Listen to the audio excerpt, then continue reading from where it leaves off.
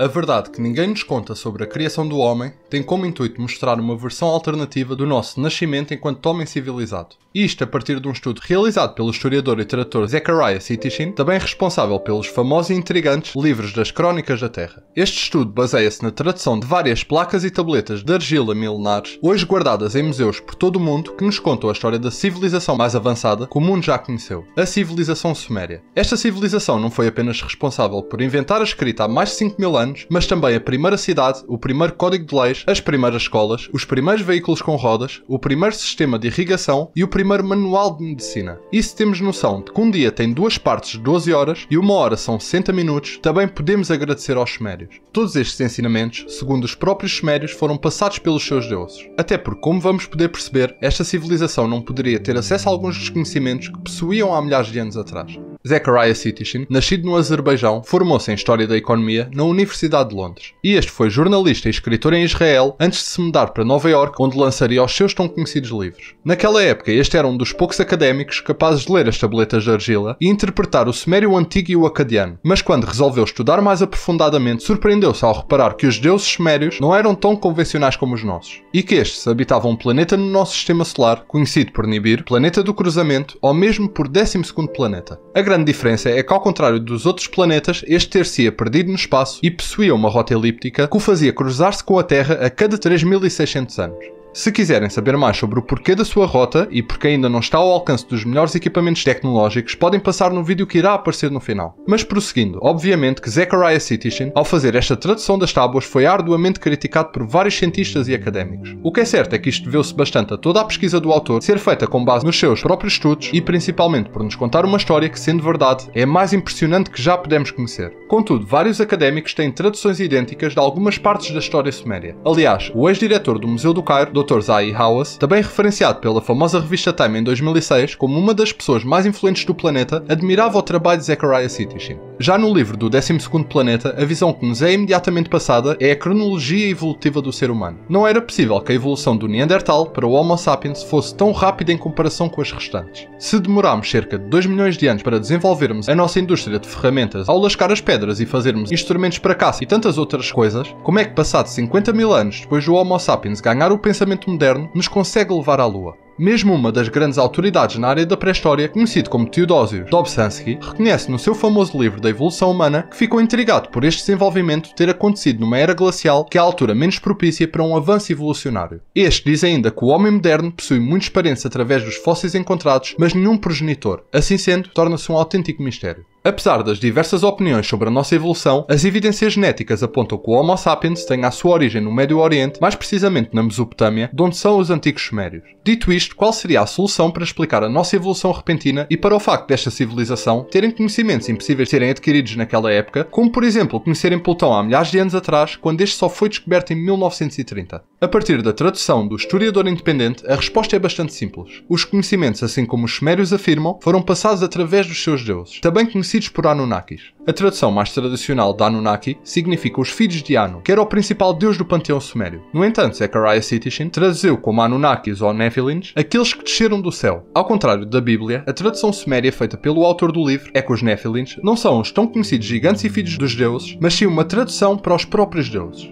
Independentemente de qual seja a tradução correta, os Nephilims são descritos no Gênesis da Bíblia como anjos, e estes são identificados como os filhos do verdadeiro Deus, o que acaba por confirmar a tradução tradicional de Anunnaki, ou seja, os filhos de Anu, que apesar de ser o Deus Supremo, teria outros filhos que seriam considerados deuses menores. No entanto, a Bíblia também confirma a tradução de Zecharia Sitchin, ou seja, os que vieram do céu, visto que Judas disse que os Nephilims abandonaram a sua própria morada correta no céu, materializando-se em corpos humanos. Mas prosseguindo a tradução do autor, com a primeira passagem do planeta dos Anunnakis, Nibiru, ao redor do planeta Terra, houve um evento catastrófico que deixou vestígios no sistema solar, assim como é comprovado pelos cientistas atuais e aprofundado no vídeo que irá aparecer no final. Entretanto, a história dos habitantes da Mesopotâmia conta-nos que a seguir ao Deus Supremo Anu e a sua esposa Antu, os deuses mais importantes eram os seus filhos Enki ou Ea e o seu irmão Enlil, que sempre tiveram uma certa divergência. E vai ser este último deus, chamado Enlil, também conhecido por ser o deus que liga o céu à terra, e o filho primogénito de Anu, que observou a Terra antes que a humanidade fosse sequer criada, ou pelo menos antes que esta se tivesse tornado civilizada.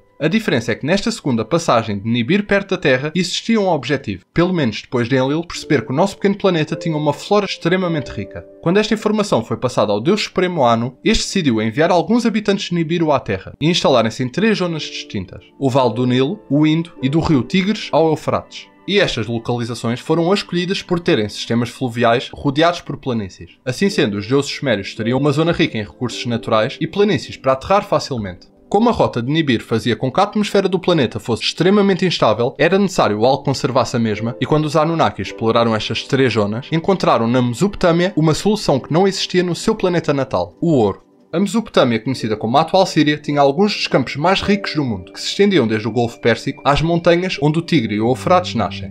O primeiro deus a chegar ao local foi Enki, o deus da sabedoria e da criação, que estaria acompanhado por 600 habitantes de Nibiru. Quando conseguiu estabelecer-se no local que recebeu o nome de Eridu, decidiu mandar explorar o Sol da Terra e conseguir o máximo de ouro possível. O problema é que a quantidade de ouro necessária era tanta que os Anunnakis revoltaram-se por ter de desempenhar o trabalho árduo e recusaram-se a trabalhar para Enki e consequentemente para Anu. Os Sumérios contam-nos que, quando os deuses, como os homens, faziam o trabalho e sofriam com a labuta, a tarefa dos deuses era muito árdua. O trabalho era pesado e o sofrimento era muito.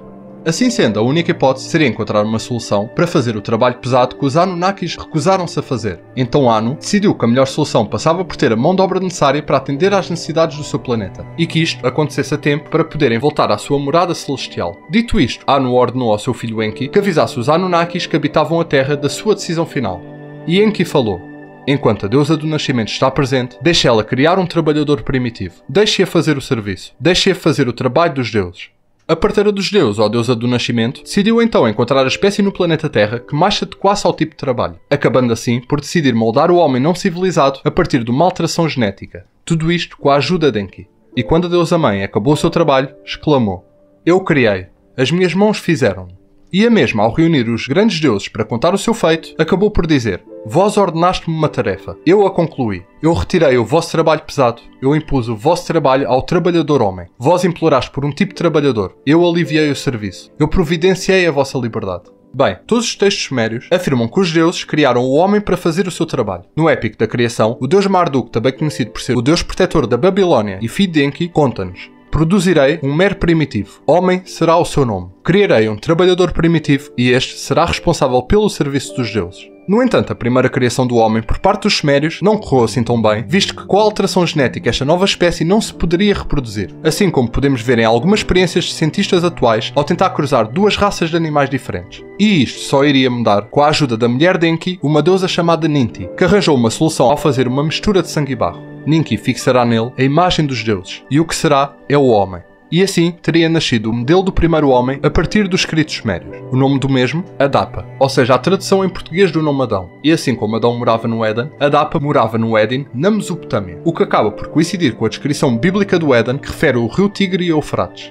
E Adapa, que teria sido criado a partir de algo que os sumérios chamavam Adama, ou Adamu, que significa o sol da terra, não era mortal, mas sim o primeiro homem com sabedoria. E por este ter sido criado a partir do sol da terra, significa que o mesmo era conhecido pelos deuses por terráqueo. Entretanto, Zecharia Sitchin chama a atenção do que a maioria das pessoas já devem ter conhecimento, mas que não deixa de ser interessante. Quando lemos a Bíblia, sabemos que Deus disse: façamos o homem à nossa imagem e à nossa semelhança. E porquê o plural? Se repararmos, as únicas diferenças das escrituras hebraicas é que Deus é referido como Elohim, uma palavra que significa deuses. Mas assim como na religião cristã, Adapa também teria sido criado à imagem e semelhança dos deuses. Inclusive existe uma tábua de argila que mostra a criação do homem moderno a partir de algo parecido com o nosso atual ADN, sugerindo que houve uma alteração genética do mesmo. Experimentos divulgados pelo Instituto de Ciência da Vida, Ética e Sociedade de Nova Iorque mostraram que já existem técnicas de clonagem para os seres humanos. Isto porque os cientistas comprovaram que podemos pegar em qualquer célula nuclear humana e alterá-la. Por isso, se acreditarmos nas histórias das crónicas da Terra, é fácil imaginarmos que uma civilização que fazia viagens espaciais há milhares de anos tenha no mínimo o nosso conhecimento atual na área da biologia. E aqui o autor do livro faz um paralelo com a serpente da Bíblia. Isto porque aparece uma serpente nesta tableta de argila suméria representando o ADN humano. Aliás, quem se interessa por simbolismo sabe que a serpente aparece várias vezes na forma de ADN e sabedoria. E podemos observar isto em vários símbolos de farmácias ou de cursos de medicina e enfermagem que contêm uma cobra justamente por estar ligada ao ADN humano. Entretanto, na Bíblia, depois da serpente fazer com que Eva influenciasse Adão a comer o fruto proibido, ambos ganharam um tipo de conhecimento que antes não possuíam. Visto que conseguimos perceber rapidamente que se sentiram envergonhados por estarem no uso, tapando-se logo de seguida. Assim sendo, segundo a interpretação do historiador e tradutor, depois da serpente ou a alteração da ADN, Adão e Eva perceberam a importância do próprio órgão sexual e que era com o mesmo que se reproduziam. O que, juntamente com as traduções sumérias, acaba por fazer bastante sentido, visto que agora a Dapa podia reproduzir-se, e foi isto que aconteceu. O problema é que, passado vários anos, com o excesso de humanos na Terra e com a decadência dos valores ideais dos mesmos, foi necessário que houvesse uma extinção em massa, isto segundo a Bíblia. Milhares de anos antes da Bíblia relatar o acontecimento, teria sido escrito o épico da criação de Gilgamesh, que fala pela primeira vez do dilúvio divino. A diferença é que a história proveniente da Mesopotâmia diz-nos que os Anunnakis aperceberam-se que iria haver uma catástrofe natural. Ainda assim, estes resolveram não agir e deixar realmente que o ser humano fosse extinto devido à degradação da espécie. O deus Enki, que foi em parte responsável pela nossa criação, amava o ser humano e, como tal, avisou Utnapishtim, conhecido por ser o Noé dos escritos sumérios, sobre a inundação que estava prestes a ocorrer.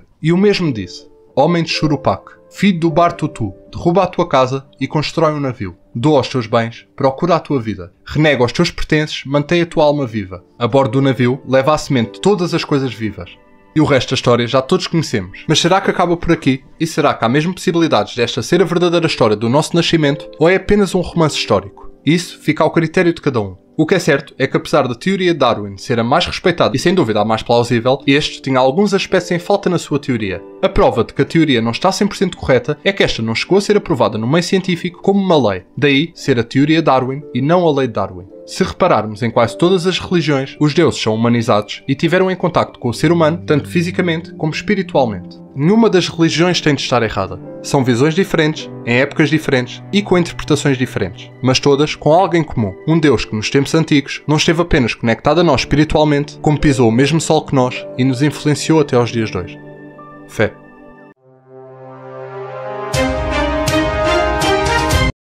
Vamos poder ver o que alguns cientistas e astrónomos acabam de descobrir sobre um possível planeta desconhecido do nosso sistema solar que naturalmente várias pessoas estão-se a questionar se será Nibiru.